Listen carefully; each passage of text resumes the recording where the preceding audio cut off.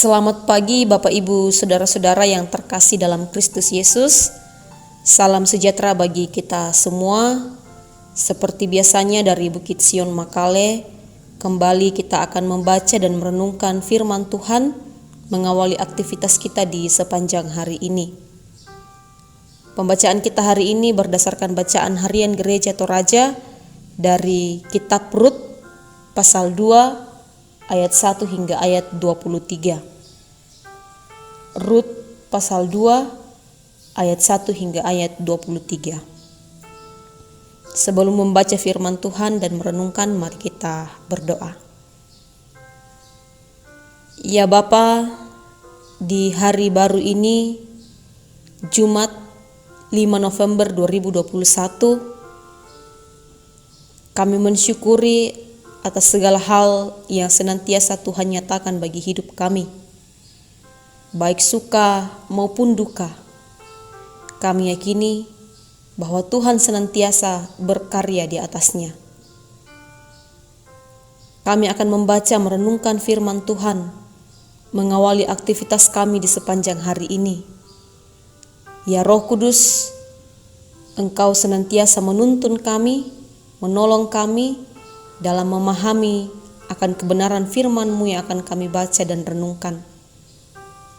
Kami beroleh penguatan, beroleh pengajaran, beroleh hikmat yang baru daripada Tuhan.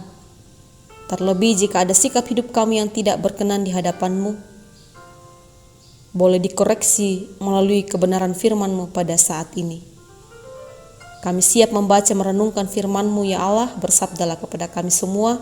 Dalam Kristus Yesus Tuhan kami berdoa. Amin. Kitab Rut pasal 2 ayat 1 hingga ayat 23. Rut bertemu dengan Boaz. Naomi itu mempunyai seorang sanak dari pihak suaminya, seorang yang kaya raya dari kaum Elimelek, namanya Boaz. Maka Rut, perempuan Moab itu, berkata kepada Naomi, "Biarkanlah aku pergi ke ladang memungut bulir-bulir jelai di belakang orang yang murah hati kepadaku." Dan sahut Naomi kepadanya, "Pergilah anakku." Pergilah ia lalu sampai di ladang dan memungut jelai di belakang penyabit-penyabit. Kebetulan ia berada di tanah milik Boaz yang berasal dari kaum Elimelek. Lalu datanglah Boaz dari Betlehem. Ia berkata kepada penyabit-penyabit itu, "Tuhan kiranya menyertai kamu." Jawab mereka kepadanya, "Tuhan kiranya memberkati tuan." Lalu kata Boaz kepada bujangnya yang mengawasi penyabit-penyabit itu, "Dari manakah perempuan ini?" Bujang yang mengawasi penyabit-penyabit itu menjawab, "Dia adalah seorang perempuan Moab. Dia pulang bersama-sama dengan Naomi dari daerah Moab."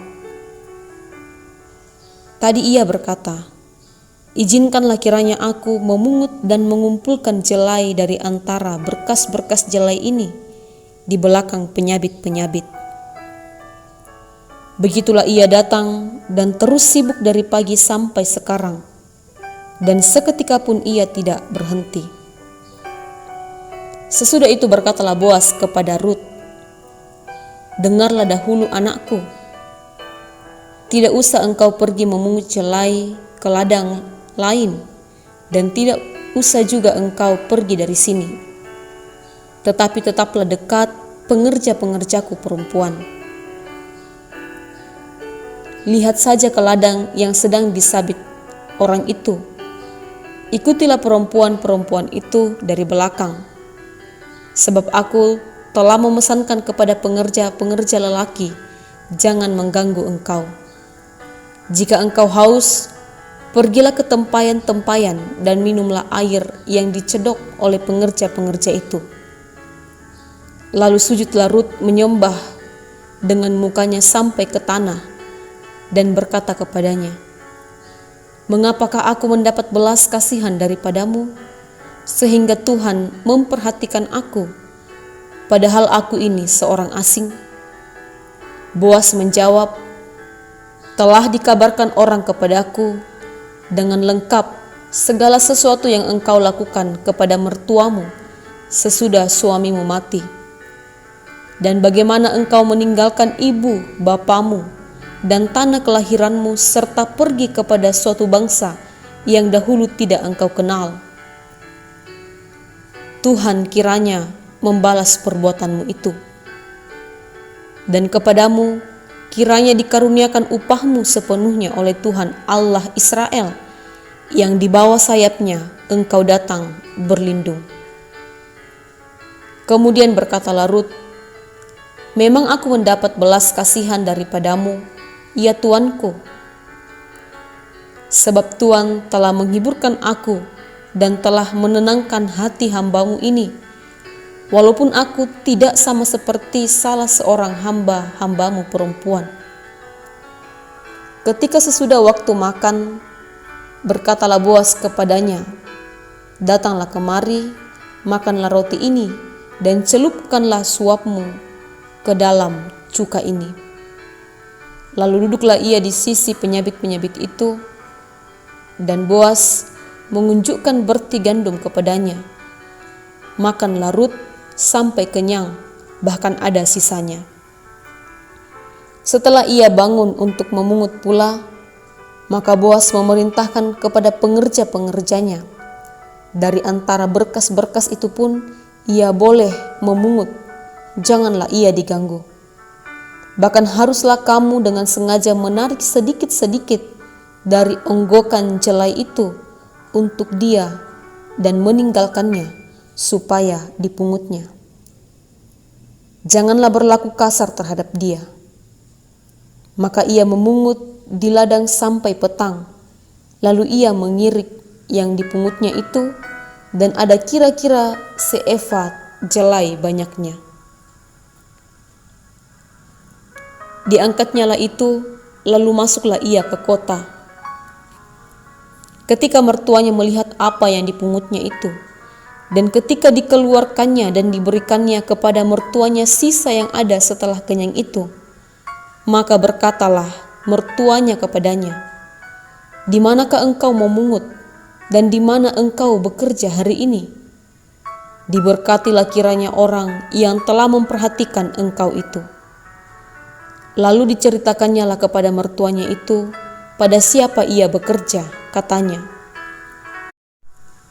"Nama orang pada siapa aku bekerja hari ini ialah Boas." Sesudah itu berkatalah Naomi kepada menantunya, "Diberkatilah kiranya orang itu oleh Tuhan, yang rela mengaruniakan kasih setianya kepada orang-orang yang hidup dan yang mati." Lagi kata Naomi kepadanya, "Orang itu kaum kerabat kita. Dialah salah seorang yang wajib menebus kita."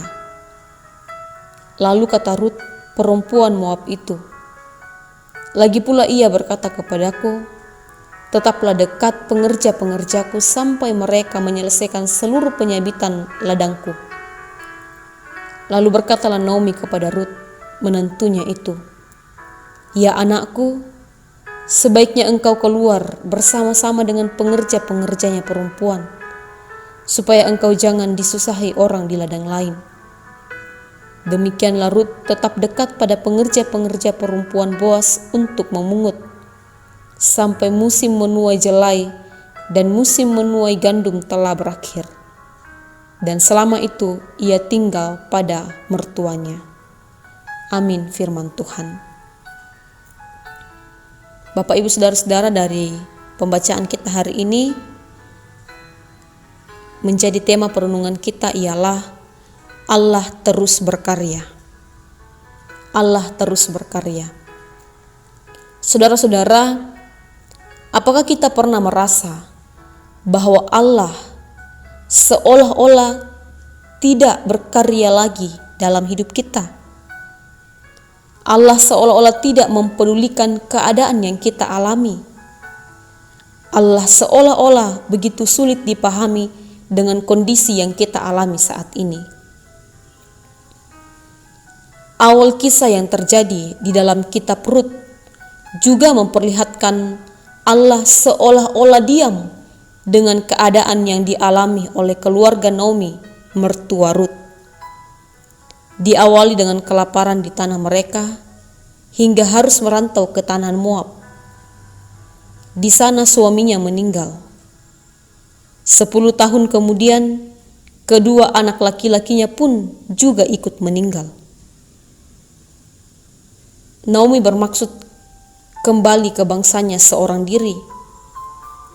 Namun Rut menantunya berkenan mengikutinya, bahkan berkenan percaya kepada Allah Naomi.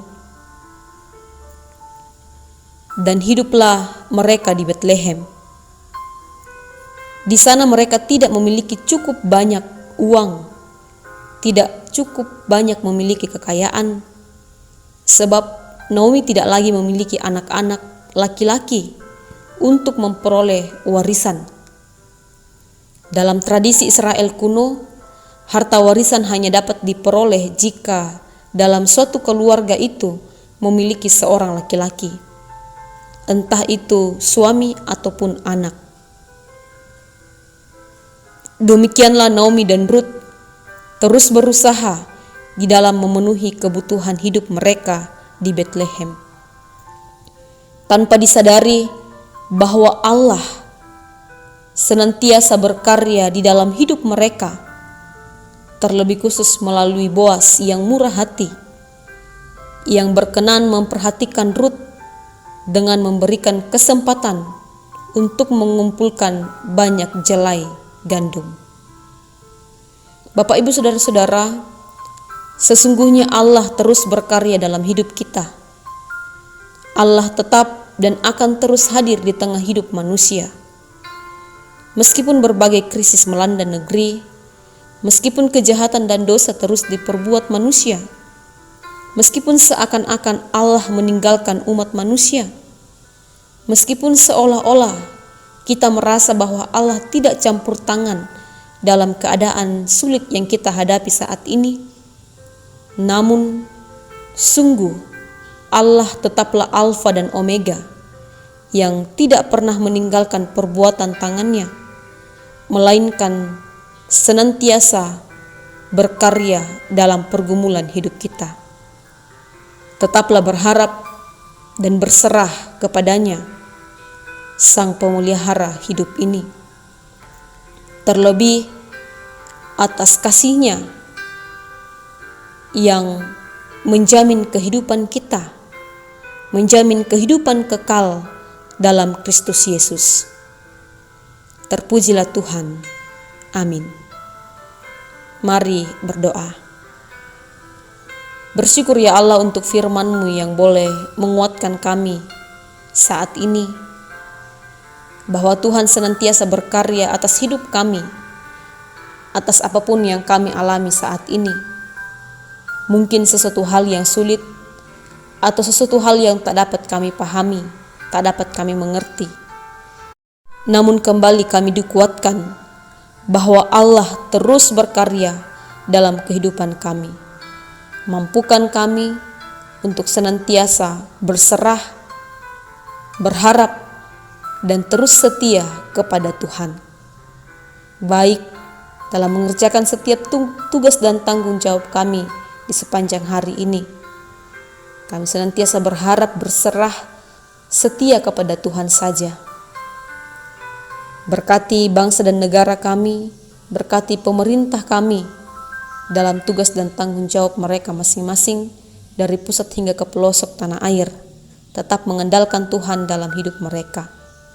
Begitu juga dengan para pelayan Tuhan di muka bumi, terlebih khusus dalam gereja Toraja, terus dimampukan untuk mengangkat tugas pelayanan dengan senantiasa setia kepada Tuhan. Berkati kehidupan jemaat Tuhan dalam berbagai aspek keberadaan hidup mereka. Yang berduka Tuhan hiburkan, yang sakit Tuhan pulihkan, yang dalam kekurangan Tuhan senantiasa percukupkan. Ampuni salah dan dosa kami ya Bapa. Terima kami yang berdoa dalam Kristus Yesus Tuhan. Amin. Demikianlah renungan kita pada pagi ini. Selamat beraktivitas, Tuhan Yesus memberkati.